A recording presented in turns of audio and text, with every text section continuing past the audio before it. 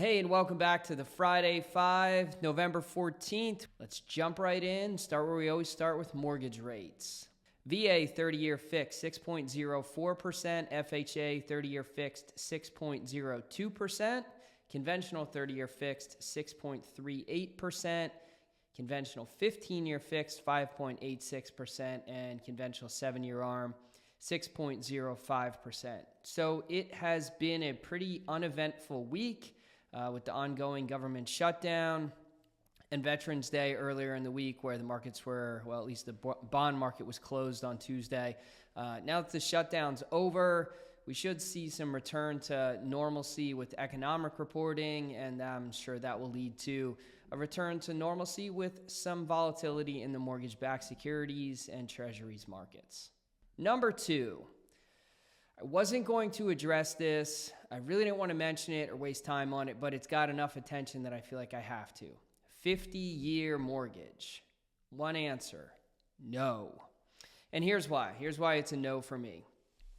The primary reason is the monthly savings really isn't that significant, especially when you compare it to the trade-off. So on a $400,000 mortgage, the monthly payment would be about $280 less per month, assuming the interest rate was the same on the 50-year mortgage to the 30-year mortgage.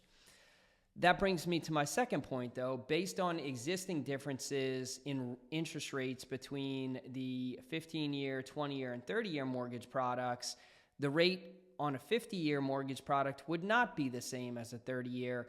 Based on estimates I saw, it probably would be 0.25% to maybe 0.4% higher. So let's go on the lower end of that. If the rate's 0.25% higher on that $400,000 loan, then it would really only save more like $200 a month. And then the last point is the amortization and total interest paid over 50 years compared to 30. The interest almost doubles on that same $400,000 scenario. So in short, no, we don't need to extend out the longest term mortgage from 30 years to 50. It really isn't that helpful to the overall affordability within the market. Number three, Zillow back up in the news. Housing Wire published an article this week citing that Zillow is involved in 7 different lawsuits currently. Some of those lawsuits are within the housing industry, essentially with other housing businesses. But then there's also a couple class action lawsuits from clients, mostly tied around the relationship between Zillow and Zillow Home Loans. So I don't really have time to dig into all of them or go through details, but here's what I'll say. Where there's smoke, there's fire. And if you are looking to purchase a home, don't blindly use a technology provider who is trying to profit everywhere they can from your eyeballs.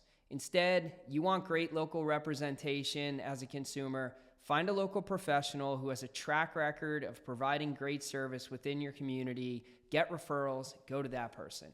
I don't care if it's me. If it's not me, find someone else locally within your market who is a great mortgage lender. Go use them. Same with a real estate agent. Same with the home inspector. Don't try to do this whole push button, get mortgage or get representation, because it's probably not going to end well. Number 4, here's a great headline that I saw this week, again from a Housing Wire article that I thought was worth sharing. VA home loans rise as housing market shifts towards buyers. So based on a report from Redfin, in August, 7.3% of homebuyers who obtained a mortgage used a VA loan. This was the highest percentage dating all the way back to 2019.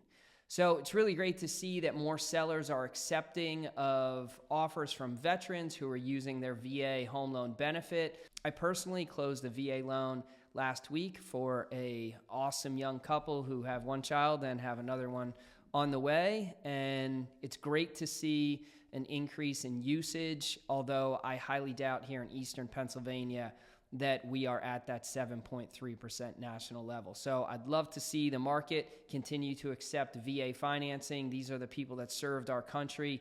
Let's serve them by being a little bit more open as a real estate community to that type of financing. And lastly, number 5, the quote of the week. This is from C.S. Lewis. Hardships often prepare ordinary people for an extraordinary destiny. So if you face hardship or if you're dealing with something tough right now, fight through it and understand that facing it head on may help prepare you for a bigger calling down the road that you will be more prepared to handle and hopefully help someone else in that bigger, extraordinary destiny, as C.S. Lewis says.